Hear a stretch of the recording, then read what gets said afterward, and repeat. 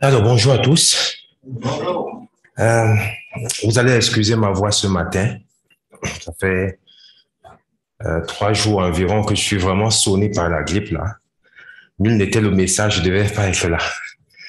Mais j'espère que ça va aller. J'ai pris quelques bonbons pour essayer de calmer la voix à chaque fois. Donc, si je me mets à tousser, supportez seulement.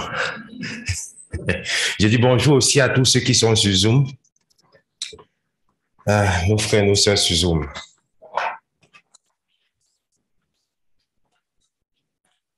Alors, on va prier. Notre Seigneur, nous te rendons toute la gloire au nom de Jésus.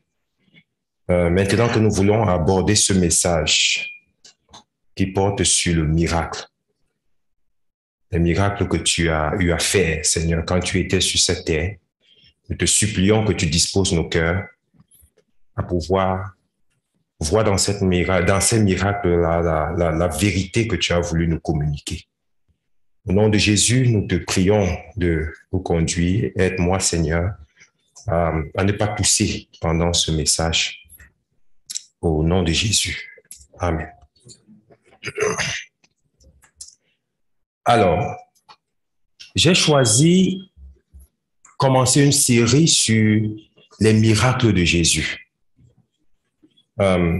Parce qu'après réflexion, je me suis dit, dans les miracles de Jésus, certainement, il y a beaucoup de vérités qui ressortent de là, qui sont des vérités importantes pour notre foi. Alors, j'ai choisi de commencer par le premier miracle, qui est le miracle aux noces de Cana, où Jésus transforme l'eau en vin, qui est dans le texte de Jean 2, 1 à 11. Jean est le seul qui a relevé ce miracle-là. D'autres évangiles n'ont pas relevé ce miracle-là. Donc, ce matin, nous allons aborder la question de ce premier miracle. Et j'ai intitulé mon message de ce matin « Le vin venu du ciel ». Mais avant, on va un peu... je vais un peu être athée pour quelques minutes. Bon, je ne suis pas athée pour de vrai. Alors, je pose la question du miracle. Est-ce que vous croyez au miracle? Qu'est-ce qui vous fait croire au miracle? Sur quelle base vous pouvez vous appuyer, ou est-ce que je peux m'appuyer pour dire, je crois que les miracles de Jésus sont vrais? Témoin. Mais on va nous dire avec la science que ce n'est pas suffisant, que les preuves sont un peu légères pour pouvoir soutenir cela. Pourquoi? Parce que la science prône l'expérimentation qui commence par l'observation. Et l'expérimentation avant de tirer une conclusion. C'est ce que d'ailleurs David Hume, un philosophe au XVIIIe siècle, va utiliser pour battre en brèche la question du miracle.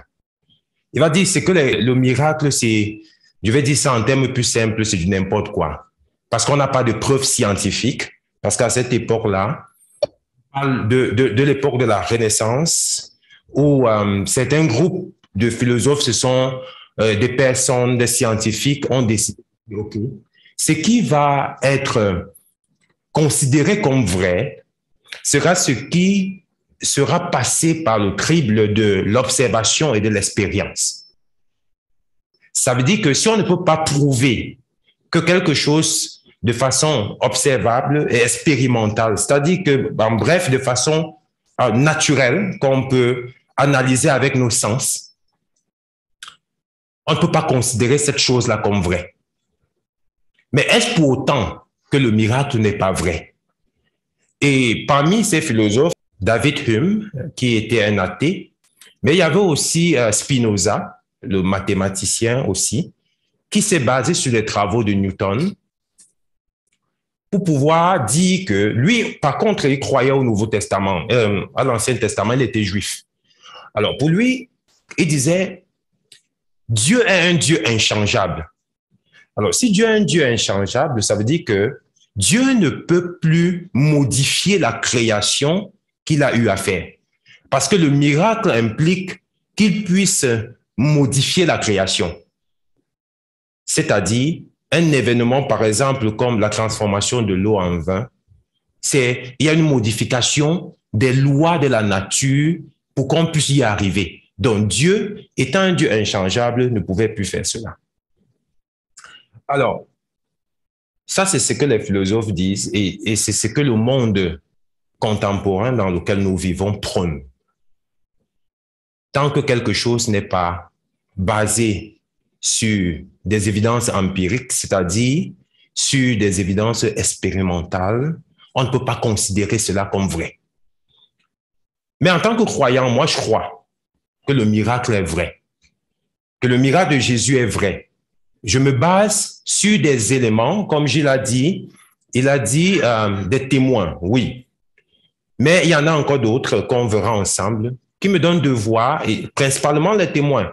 Pourquoi? Parce que nous ne croyons pas à une foi imaginaire.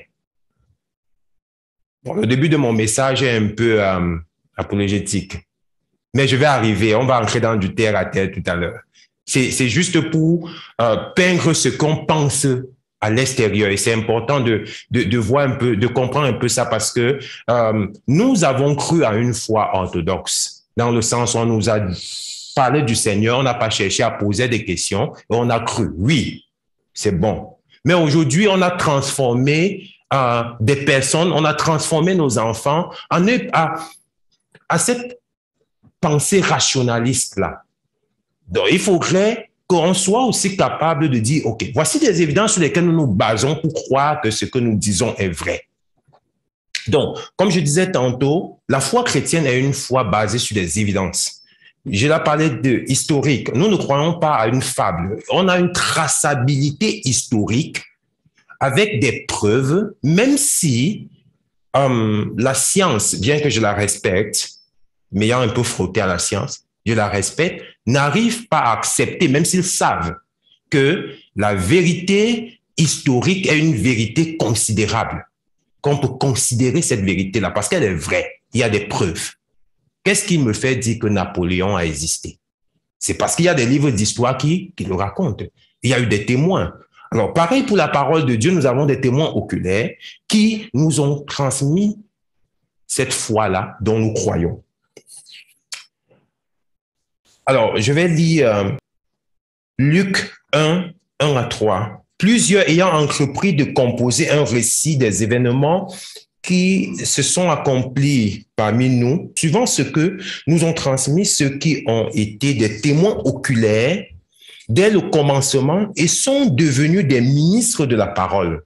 Il m'a aussi semblé bon, après avoir fait des recherches exactes sur toutes ces choses depuis leur origine, de te les exposer par écrit d'une manière suivie, excellent Théophile. Amen. 2 Pierre 1, verset 16 à 18. Ce n'est pas en effet en suivant des fables habiles conçues que nous vous avons fait connaître la puissance et l'avènement de notre Seigneur Jésus-Christ. Mais c'est comme ayant vu sa majesté de nos propres yeux, car il a reçu de Dieu le Père honneur et gloire. Quand la gloire magnifique lui fit entendre une voix qui disait, « Celui-ci est mon fils bien-aimé, en qui j'ai mis toute mon affection. » Et nous avons entendu cette voix venant du ciel lorsque nous étions avec lui sur la sainte montagne. Pierre a été témoin et il nous rapporte cela. Jean va dire dans Jean 1, 3, « Ce que nous avons vu et entendu, nous vous l'annonçons à vous aussi, afin que vous aussi, vous soyez en communion avec nous. Or, notre communion est avec le Père et avec son Fils Jésus-Christ. Nous avons la preuve historique aussi. J'avais un peu abordé ça une fois dans un de mes messages. Pourquoi la foi chrétienne est digne de confiance? Je ne vais pas revenir là-dessus, mais nous avons des preuves certaines de la résurrection du Seigneur Jésus.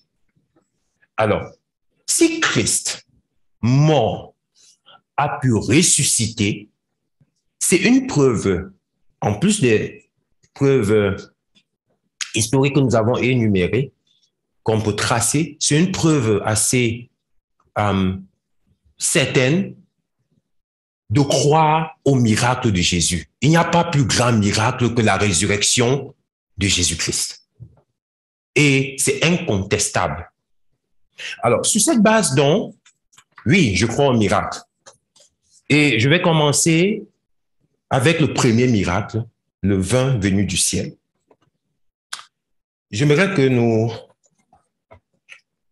lisons Jean 2, 1 à 11.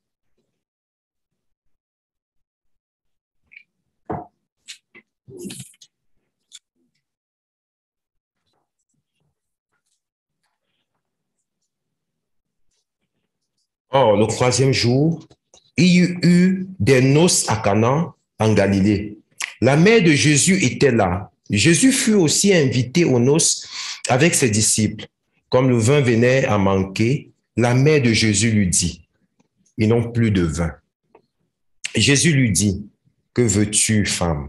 Mon heure n'est pas encore venue. » Sa mère dit au serviteur, « Faites tout ce qu'il vous dira. » Or, il y avait là 6 jarres de pierre destinés aux purifications des Juifs et contenant chacune une centaine de litres. Jésus leur dit, remplissez d'eau, ces jarres. Et il les remplit jusqu'au bord. Puisez maintenant, leur dit-il, et apportez-en à l'organisateur du repas. Et ils lui en apportèrent. L'organisateur du repas goûta l'eau changée en vin, ne sachant pas d'où venait ce vin, tandis que les serviteurs qui avaient puisé l'eau le savaient bien. Il appela le marié et lui dit, « Tout homme sait d'abord le bon vin, puis le moins bon, après qu'on s'est enivré, mais toi, tu as gardé le bon vin jusqu'à présent. » Tel fut à Cana en Galilée le premier des signes miraculeux que fit Jésus. Il manifesta sa gloire et ses disciples crurent en lui. Amen. Alors, on va aborder ce texte de Jean 2, 1 à 11. On va l'aborder pratiquement verset par verset. Je n'ai pas trouvé un autre moyen pour structurer mon message que de le faire verset par verset, un peu comme si on faisait une étude biblique. Alors, du verset 1 au verset 2, 3 jours après, il y eut des noces à Cana, en Galilée. La mère de Jésus était là et Jésus fut aussi invité aux noces avec ses disciples. Il y a une chose qui attire mon attention dans ce premier verset. Les noces de Cana. De Cana. Jésus était là avec sa mère et ses disciples. Si on essaye de regarder un peu dans la parole de Dieu, on va se rendre compte que noces encore ou mariage, les festivités de mariage, sont assez utilisées pour nous présenter des vérités spirituelles assez profondes. Matthieu 22, 1 à 14, Jésus va utiliser la parabole du mariage pour parler du royaume des cieux et l'invitation de Dieu à faire partie de ce royaume-là. Si nous lisons Matthieu 22, on va le lire un peu rapidement.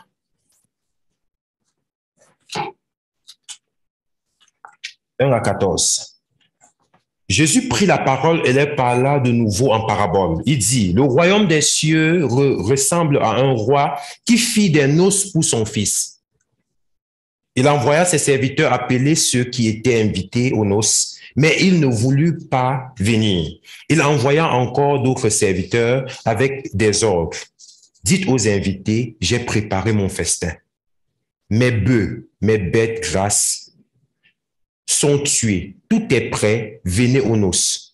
Mais eux, négligeant l'invitation, s'en allèrent, l'un à son champ et l'autre à ses affaires. Les autres s'emparèrent des serviteurs et les maltraitèrent et les tuaient. Le roi se mit en colère. Il envoya ses troupes, fit mourir ses meurtriers et brûla leur ville. Alors il dit à ses serviteurs, les noces sont prêtes, mais les invités n'en étaient pas dignes. Allez donc dans les carrefours et invitez aux noces tous ceux que vous trouverez. Bref, je vais m'arrêter à ce test-là.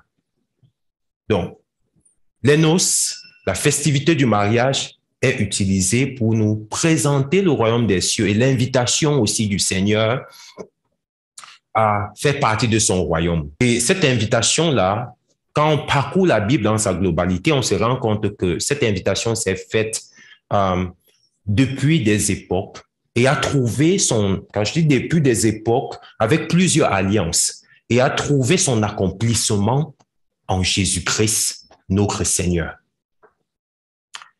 Deuxième chose, parlant toujours de mariage, on va le lire dans Éphésiens 5, versets 25 à 27. Cette image de mariage va être utilisée par le Seigneur pour parler de l'autorité et de son amour pour l'Église. Je vais lire. Comme Christ a aimé l'Église et s'est livré lui-même pour elle, afin de la sanctifier par la parole, après l'avoir purifiée par le baptême d'eau, afin de faire paraître devant lui cette Église glorieuse sans tache ni ride, ni rien de semblable, mais saint et irrépréhensible. Les noces seront aussi utilisées dans Apocalypse. Apocalypse 19, versets 6 à 9. Pour parler de la réjouissance éternelle des rachetés à la fin des temps, dans la présence glorieuse du Seigneur. Et j'entendis comme une voix d'une foule nombreuse, comme un bruit de grosses eaux et comme un bruit de fort tonnerre, disant Alléluia, car le Seigneur notre Dieu Tout-Puissant est entré dans son règne. Réjouissons-nous et soyons dans l'allégresse et donnons-lui gloire, car les noces de l'agneau sont venues et son épouse s'est préparée et lui a été donné de se revêtir d'un fin lin éclatant, pur. Car le fin lin, ce sont les œuvres justes des saints, et l'ange me dit, écris, heureux ceux qui sont appelés au festin de noces de l'agneau. Et il me dit, ces paroles sont les véritables paroles de Dieu. Apocalypse 19, 6 à 9. Donc, en observant cela, on se rend compte que c'était pas une circonstance. On ne peut pas prendre ça juste comme une circonstance quand même hasardeuse comme ça. Le verset 3 nous dit, le vin ayant manqué, la mère de Jésus lui dit, ils n'ont plus de vin. Alors, dans la culture juive, le mariage était un moment de réjouissance, de joie, et le vin faisait partie et était quelque chose d'important. Quand il manquait de vin, quand il n'y avait pas de vin, c'était une honte pour les mariés, c'était une honte pour les célébrants. Donc, la situation qui se présente là, c'est une situation assez sérieuse. Le vin est fini. Et Marie va donc venir dire à Jésus qu'ils n'ont plus de vin. Le vin symbolisait aussi la réjouissance, la joie. On peut le lire dans Somme 104, verset 15. Le vin qui réjouit le cœur de l'homme et fait plus que l'huile resplendit son visage. Donc, la mère de Jésus vient voir Jésus et dit à Jésus, le vin est fini. Est-ce que Jésus était un vendeur de vin? Non, il n'était pas un vendeur de vin. Mais pourquoi la mère de Jésus vient voir Jésus? Pourquoi Marie vient voir Jésus pour lui dire, le vin est fini? C'est parce que Marie pensait et elle croyait, on peut voir ça comme une prière. Le vin est fini. Marie croyait que Jésus était le Fils de Dieu. Elle en a eu la révélation de l'ange à la naissance de Jésus. OK? Et Marie croyait que Jésus était spécial et était capable de faire quelque chose de spécial. Pourquoi? Parce que Marie a vu des scènes de Jésus, par exemple. Jésus a 12 ans, est dans le temple et discute avec les docteurs de la loi. Et la parole nous rapporte qu'il discute avec ces docteurs de la loi avec autorité. Ça veut dire que Marie, la mère de Jésus, ayant vu toutes ces choses, vient faire sa demande. C'était pas une demande hasardeuse, parce que elle croyait dans son cœur que Jésus est capable de faire quelque chose de spécial en ce moment critique du mariage où il n'y a plus de vin. Alors, la réponse de Jésus va être une réponse surprenante pour nous aujourd'hui. Jésus va dire au verset 4, « Femme, qu'y a-t-il entre moi et toi? Mon heure n'est pas encore venue. » Femme, on pourrait penser que c'est irrespectueux d'appeler quand même sa mère femme, comme si c'était n'importe qui là. Mais dans la culture juive, appeler une femme femme, c'était un respect non familial. C'est un peu comme si on disait madame. Donc, quand on dit madame, on respecte, mais il n'y a pas une relation familiale. Donc, quand Jésus va dire femme, il n'a pas manqué de respect à sa mère. Il a donné tout le respect, mais il marque là quand même quelque chose. Il utilise un mot respectueux, mais à la fois qui n'est pas familial, qui n'est pas une relation familiale. Il va dire, femme, qu'y a-t-il entre moi et toi? Alors, cette question, et il dit par la suite, mon heure n'est pas encore arrivée. Ça veut dire quelque part que Jésus fait comprendre à Marie que c'est moi qui décide. Je suis souverain. C'est moi qui décide ce que je vais faire. Tu n'as pas à me dire ce que je dois faire parce que je suis souverain. Mon heure n'est pas encore arrivée. Quand mon heure va arriver, je vais faire ce que j'ai à faire. Ça attire quand même notre attention sur quelque chose de, je trouverais, de fondamental. La tendance aujourd'hui, c'est, on pense souvent que c'est en priant avec force, avec réclamation, qu'on force Dieu à faire quelque chose. Et cette tendance-là, qui puise son essence dans un courant qu'on appelle parole de foi, qu'on aura peut-être l'occasion, par la grâce de Dieu, d'aborder cette question des paroles de foi-là et de pouvoir examiner le fond de ça, parce que on utilise souvent plusieurs textes bibliques pour soutenir ça, mais la masse suit sans comprendre le fond de la chose, parce que le fond de la chose n'est pas biblique. Ça vient tout droit des penser comme le New Age. Donc, quand on prie, on pense souvent que c'est à force c'est en priant avec force qu'on force la main de Dieu à agir. On devrait avoir, en priant, l'humilité de savoir que Dieu est souverain. Et c'est vrai, Dieu est souverain. Sinon, il ne serait pas Dieu. Si on peut manipuler Dieu, c'est que Dieu n'est plus Dieu. Donc, Dieu est souverain. Oui, Marie fait sa demande, le vin est fini. Mais Jésus il dit, mon temps n'est pas encore arrivé. Dans sa souveraineté, il va faire ce qu'il aura à faire en son temps. Et toujours dans cette question que Jésus pose à Marie, femme, qu'y a-t-il entre toi et moi?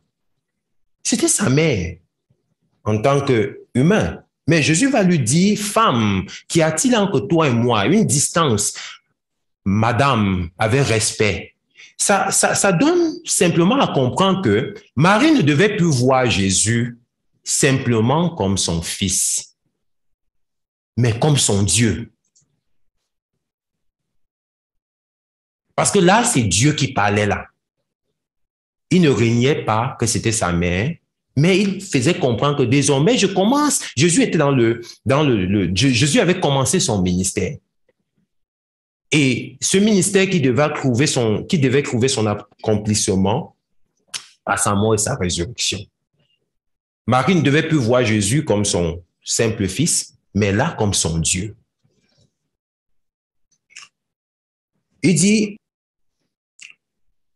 je vais lire, pour illustrer quelque chose, je vais lire Jean 6, 38 à 39.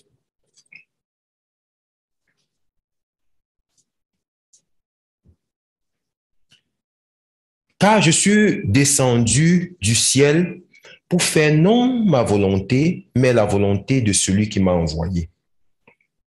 Or, la volonté de celui qui m'a envoyé, c'est que je ne perde rien de tout ce qui m'a été donné, mais que je ressuscite au dernier jour.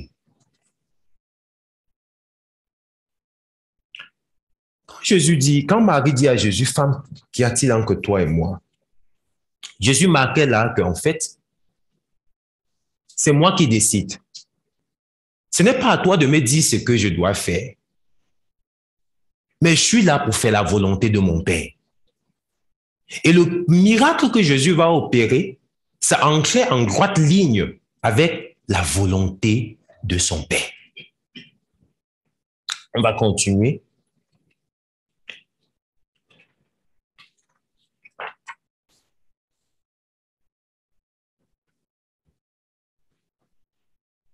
Philippiens 4, versets 6 à 7. Quand je disais tantôt que quand nous soumettons nos prières au Seigneur, nous devons intégrer principalement deux choses, sa souveraineté et que la prière n'est pas un moyen de faire pression sur Dieu pour avoir l'exaucement. C'est important de le noter. Philippiens 4, 6, 7 nous dit, ne vous inquiétez de rien, mais en toute chose, faites connaître vos besoins à Dieu par des prières et des supplications, avec des actions de grâce. Et la paix de Dieu qui surpasse toute intelligence gardera vos cœurs et vos pensées en Jésus-Christ. Moi, je pense que ça, c'est la vraie foi. Ce n'est pas la foi qu'on a souvent l'habitude de dire, parce que je pose souvent la question qu'on dit, il faut prier avec foi. Je me pose la question, ça veut dire quoi, prier avec foi? Est-ce que ça veut dire que quand je prie, quand je fais une demande à Dieu, je dois réciter, je ne sais pas, quelle est l'attitude qui me donne véritablement de dire que je suis en train de prier avec foi? Concrètement, moi je pense que prier avec foi, c'est simplement faire confiance à Dieu. Que Seigneur, je te fais ma demande. Un peu comme Marie a fait confiance. Elle dit, je viens faire ma demande à Jésus. Je crois qu'il va faire quelque chose. Mais Jésus rappelle quelque chose d'important, sa souveraineté. Je le fais en mon temps. Nous devons l'intégrer. Je fais ma prière au Seigneur, mais je crois que le Seigneur, en son temps, va agir. et je reste dans la tranquillité. La prière, c'est dans l'attitude de supplication. On ne force pas Dieu. Mais aujourd'hui, on voit beaucoup, on substitue la foi à la richesse. Que parce que je suis chrétien, Dieu doit me donner. Et il n'y a même plus l'attitude de supplication. Il n'y a plus l'attitude d'action de grâce. Je le mérite parce que, et c'est ce qui se dit, je le mérite parce que je suis enfant de Dieu, je fais partie du royaume de Dieu. Donc, Dieu doit me donner. Et on va entendre des choses comme « j'arrache ma bénédiction ». C'est vraiment absurde. Est-ce encore la foi? Verset 5. Sa mère dit au serviteur, faites ce qu'il vous dira. Alors, on voit bien que malgré la réponse de Jésus, ça n'a pas découragé sa mère. Faites ce qu'il vous dira, parce qu'elle avait cette confiance-là. Comme je disais tantôt, cette confiance que nous devons avoir quand nous nous approchons vers le Seigneur, tout en intégrant cette dimension de sa souveraineté. Alors, au verset 6 et 7, c'est dit, « Or, il y avait là 6 vases de pierre destinés aux purifications des Juifs et contenant chacun 2 ou 3 mesures. » Verset 7, Jésus leur dit, « Remplissez ces vases, et il les remplit jusqu'au bord. »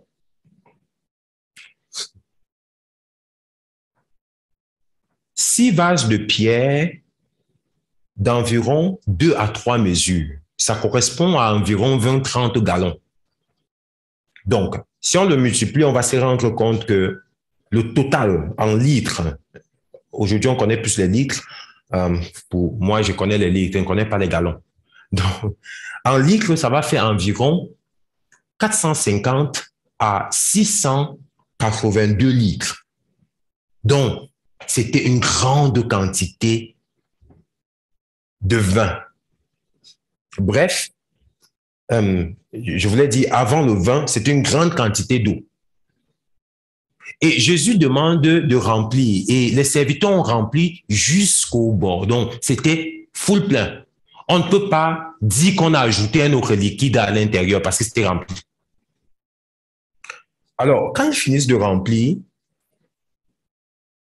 Jésus va demander d'apporter à l'ordonnateur du repas. Et quand il va goûter le vin, ce qui était l'eau qui est devenue le vin, il va dire ceci. Quand l'ordonnateur du repas eut goûté l'eau changée en vin, ne sachant d'où venait ce vin, tandis que les serviteurs qui avaient puisé l'eau le savaient bien, il appela l'époux et il lui dit, tout homme sert d'abord le bon vin, puis le moins bon après qu'on s'est enivré. Toi, tu as gardé le bon vin jusqu'à présent. Quand on voit toute la quantité de vin que le Seigneur a offert à ce mariage, on se rend compte davantage on peut voir en ça la bonté de Dieu. Et je veux quand même noter quelque chose.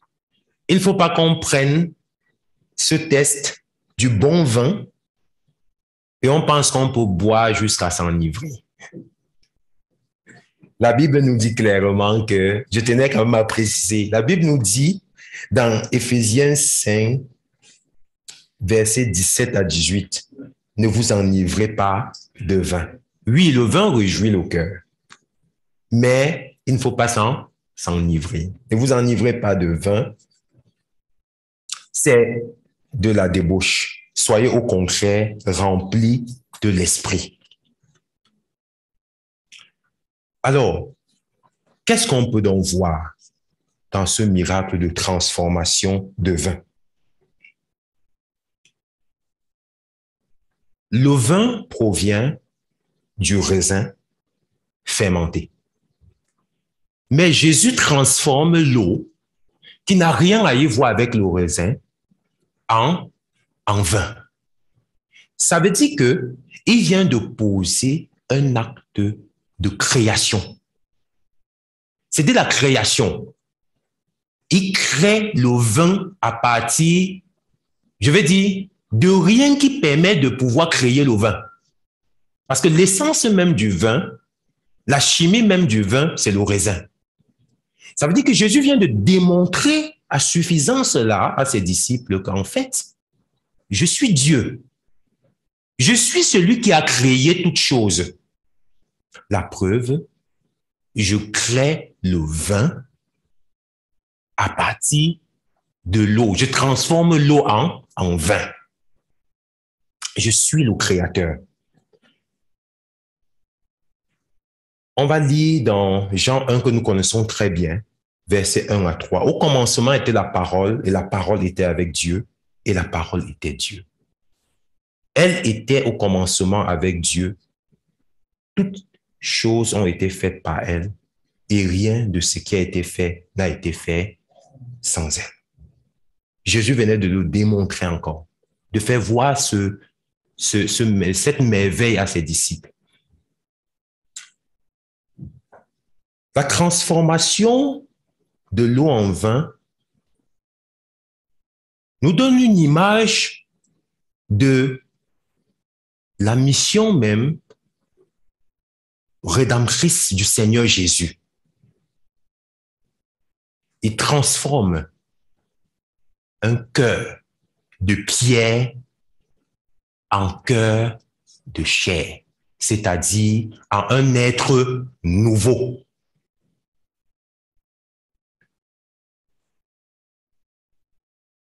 Un cœur de pierre, un cœur voué au péché, un cœur voué à la perdition.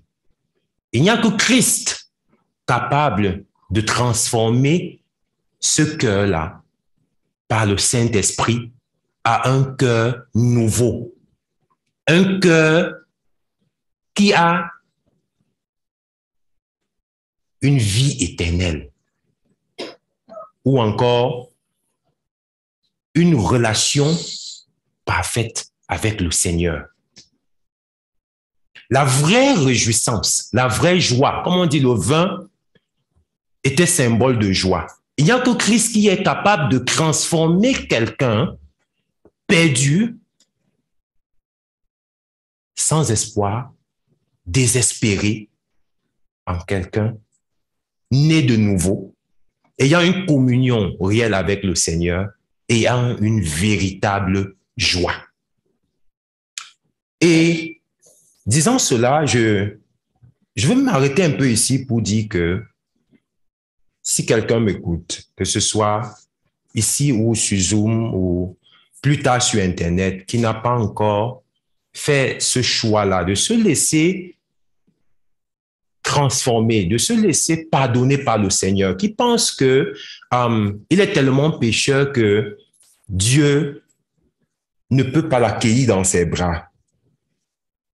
J'aimerais dire à cette personne ce matin que Dieu est rempli d'amour et de bonté, que Christ est même venu justement pour les pécheurs. Sinon, il ne serait pas venu. Si je n'étais pas un pécheur, Christ ne serait pas mort à la croix pour moi. Donc, si quelqu'un vit dans cette pensée-là que tout est fini pour moi, je n'ai plus d'espoir, ma vie n'a pas de sens, mais qui désire véritablement se transformer par le Seigneur Jésus, il suffit simplement, aussi simple que ça, de croire que Christ est mort à la croix et ressuscité afin que Dieu nous accorde dans sa grâce son pardon. Si tu crois cela, avec assurance, tu seras sauvé. C'est cette assurance que le Seigneur nous donne et c'est la vérité. Ayant dit cela, j'aimerais que nous lisons Ésaïe 25, 6 à 8. Parce que ce miracle-là faisait partie aussi des signes messianiques, des signes qui devaient montrer à suffisance que, parmi plusieurs aussi, que Jésus était véritablement le Messie qui avait été annoncé, qui devait venir. Ésaïe 25, 6 à 8. L'Éternel des armées prépare à tous les peuples sur cette montagne un festin de mets succulents, un festin de vin vieux, de mets succulents pleins de moelle, de vin vieux clarifié. Et sur cette montagne, il anéantit le voile qui voile tous les peuples, la couverture qui couvre toutes les nations. Il anéantit la mort pour toujours. Le Seigneur, l'Éternel, essuie les larmes de tous les visages. Il fait disparaître de toute la terre l'opprobre de son peuple, car l'Éternel a parlé. Amen.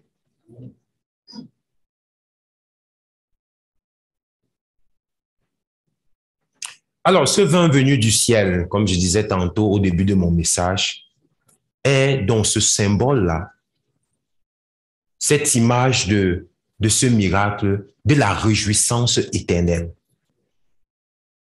Cette réjouissance qu'on aura dans la présence glorieuse de notre Seigneur pour l'éternité. Jésus manifeste donc ce miracle afin que, comme le texte nous dit, que ses disciples croient. On dit au verset 11, « Tel fut à Cana, en Galilée, le premier des miracles que fit Jésus. Il manifesta sa gloire et ses disciples crurent en lui. » Ses disciples venaient de voir qu'ils ont devant eux le Créateur. Ses disciples venaient de voir que Jésus n'était pas un simple homme, il était Dieu. Et nous le voyons nous aussi au travers de ce texte que nous avons parcouru, que Jésus est Dieu, qu'il est le Créateur, le seul capable de transformer l'eau en vin, le seul capable de transformer un cœur de péché à un cœur qui obéit au Seigneur et à la certitude de l'éternité dans la présence glorieuse de notre Dieu. Ce miracle vient nous remplir aussi d'espérance.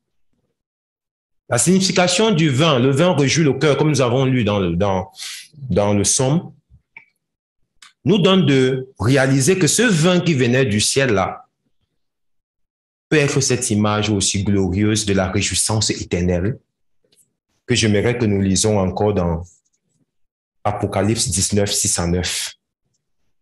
Et j'entendis comme une voix d'une foule nombreuse, comme un bruit de gros eaux et comme un bruit de fort tonnerre, disant Alléluia, car le Seigneur notre Dieu Tout-Puissant est entré dans son règne. Réjouissons-nous et soyons dans l'allégresse et donnons-lui gloire, car les noces de l'agneau sont venues et son épouse s'est préparée. Et il lui a été donné de se revêtir d'un fin lin éclatant, pur. Car le fin lin, ce sont les œuvres justes des saints.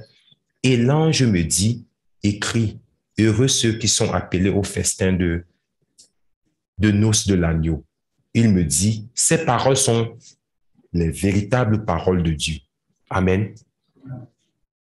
Je finis ainsi mon message. On va prier. Seigneur, merci pour la grâce que tu nous as donnée de comprendre encore que ton miracle ou tes miracles avaient un but précis.